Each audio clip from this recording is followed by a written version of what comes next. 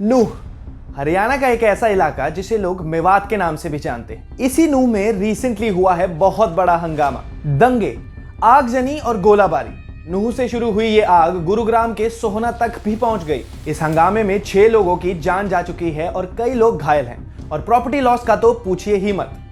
पर यह सारा हंगामा शुरू कैसे हुआ, आइए डिटेल में जानते हैं। मैं हूं सुधांशु और आप देख रहे हैं क्लैरिटी कास्ट। 31 जुलाई 2023 को यहां पर निकाली गई थी ब्रिजमंडल जलाभिषेक यात्रा यानी भगवा यात्रा।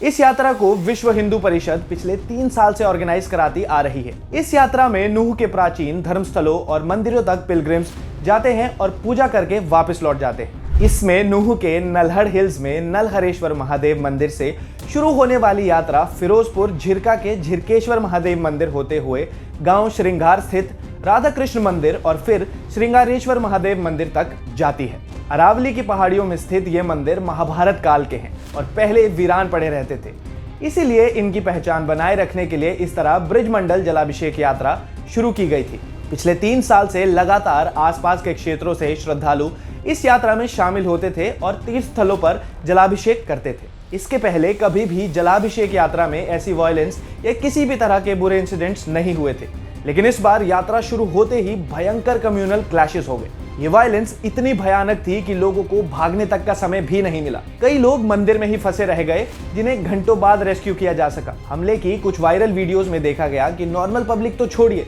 पुलिस वाले भी इतने भयंकर अटैक से बचने के लिए गाड़ियों के पीछे छिपे हुए थे। इस हमले में अब तक होमगार्ड के जवान, कुछ सिविलियंस और एक मौलवी की हत्या हो चुकी है। साथ ही कई लोग घायल हैं। यही नहीं, ये हमले नूह से होते हुए गुरुग्राम तक पहुंच गए, जहां मस्जिद पर भी हमला हुआ और एक मौलवी की जान चली गई। इस भयानक हमले के पीछे कुछ बड़े नाम सामने आ रहे हैं। मोनू मानेसर बजरंग दल के गौ रक्षक विंग का सदस्य है, जो सोशल मीडिया पर काफी एक्टिव रहता है।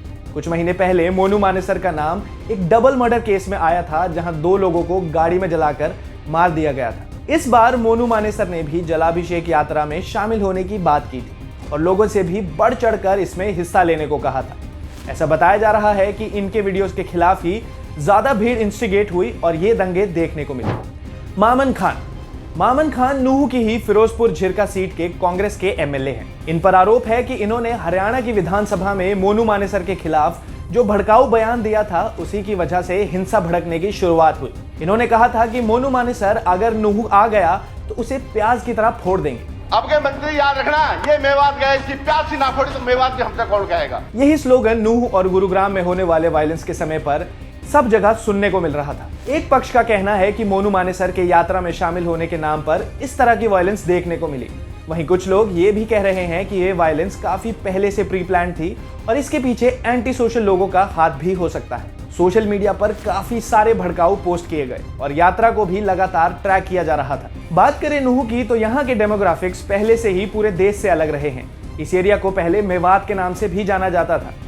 मेवात देश के उन सिलेक्टेड रीजन्स में से है जहां की मुस्लिम पॉपुलेशन लगभग 90% है। ये देश के अंडर डेवलप्ड एरियाज में भी काउंट होता है, इसलिए यहाँ क्राइम रेट भी अधिक है। हिस्टोरिकली मेवात एक कल्चरली डाइवर्स एरिया है। मेवात के शुरुआती रूलर थे सोनपार पाल, जिन्होंने फिरोज शाह तुगलक के समय अपना धर्म बदलकर इस्लाम को अपना लिया था और उनका नाम राजा नाहर खान रखा गया था।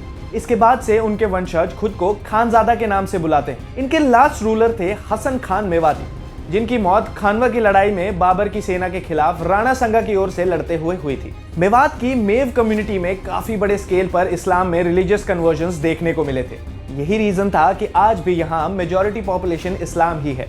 इस रीजन में हिंदू पॉपुलेशन केवल 10% है और इसीलिए यहाँ पर रिलीजियस ऑर्गेनाइजेशंस काफी एक्टिव है। मुसलमानों की तरफ से तबलीगी जमात, तो वहीं हिंदुओं की तरफ से विश्व हिंदू परिषद और बजरंग दल जैसे ऑर्गेनाइजेशंस यहाँ काम करते हैं। हर साल निकलने वाली एक धार्मिक यात्रा पर इस तरह की स्टोन पेल्टिंग, गोलाबारी, आगजनी होना अपने आप में एक शर्मनाक बात है। ये साफ तौर पर स्टेट एडमिनिस्ट्रेशन के सिक्योरिटी लैब्स को दिखाता है। स्टेट एडमिनिस्ट्रेशन को माने तो रैली की प्रोटेक्शन के लिए 900 पुलिस वाले तैनात किए गए थे। बहरहाल इन राइट्स को कंट्रोल करने के लिए काफी स्टेप्स लिए गए थे। इन राइट्स को कंट्रोल करने के लिए सबसे पहले नूह, पलवल, फरीदाबाद और गुरुग्राम के एरियाज में इंटरनेट बैन लगा दिया गया था। दंगाइयों से निपटने के लिए सेंट्रल आर्म्ड पुलिस फोर्सेस की 20 कंपनीज को डिप्लॉय किया गया। नूह एसपी वरुण सिंगला, जो इस इंसिडेंट के समय छुट्टी पर थे, उनका ट्रांसफर कर दिया गया और आईपीएस नरेंद्र बिजारनिया को नूह का नया एसपी बनाया गया। अब तक 100 से ज्यादा एफआईआर रजिस्टर की जा चुकी है और 200 से अधिक आरोपियों को गिरफ्तार कर लिया गया है। साथ ही 80 लोग डिटेन किए गए। गवर्नमेंट ने राइट्स में शामिल हो रहे कुछ एंटी सोशल लोगों के इलीगल इंक्रोचमेंट्स पर बुलडोजर भी चलाए। इसके साथ ही नूह में रैपिड एक्शन फोर्स का एक कैंप बनाया जाएगा जिसमें इस तरह के कम्युनल क्लैशेस को तुरंत कंट्रोल किया जा सकेगा। इस केस में सीएम खट्टर के बयान पर भी काफी बवाल हुआ था, जिसमें उन्होंने कहा था कि हर व्यक्ति की सुरक्षा पुलिस के द्वारा करना असंभव होता है। इस केस में उनके बयान को मिसकोट और मिस इंटरप्रेट किया गया। उन्होंने अपने बयान में कहा था कि अगर हमें एक सुरक्षित जीवन जीना है तो सुरक्षा के साथ साथ सद्भाव भी होना चाहिए। बिना गुडविल के हम सिक्योरिटी की कल्पना नहीं कर सकते। एक सिक्योर एनवायरनमेंट के लिए हमारे समाज में कम्युनिटीज के बीच पीस एंड हार्मनी होनी चाहिए। साथ रहने वाली कम्युनिटीज ही अगर एक दूसरे के खिलाफ वायलेंस पर उतर जाए तो सेफ्टी इश्यूज सामने आने लगते हैं। कुछ लोगों का यह भी कहना है कि एक मुस्लिम माइनॉरिटी डोमिनेटेड एरिया में इस तरह की यात्रा निकालने की क्या जरूरत थी। वहीं इसके काउंटर में लोग ये भी कह रहे हैं कि क्या एक एरिया में हिंदूज के माइनॉरिटी पॉपुलेशन हो जाने से उन्हें अपने धर्म और परंपरा को मानने की फ्रीडम यानी right to practice their religion छिन जाती है? क्या हमें अपनी इस सेक्युलर कंट्री में भी मुस्लिम एरिया और हिंदू एरिया के नाम पर बंटवारा करना चाहिए? जब हिंदू मेजॉरिटी एरियाज में हर धर्म की रैलीज, प्रोसेशंस निकाली जा सकती है तो प्रीडोमिनेंटली मुस्लिम कम्युनिटी वाले एरियाज में इस तरह की धार्मिक यात्रा निकालने पर सवाल क्यों? वैसे आप इस बारे में क्या सोचते हैं, हमें कमेंट्स में बताइए और ऐसी ही इंटरेस्टिंग वीडियोस के लिए हमारे चैनल क्लैरिटी कास्ट को सब्सक्राइब करें।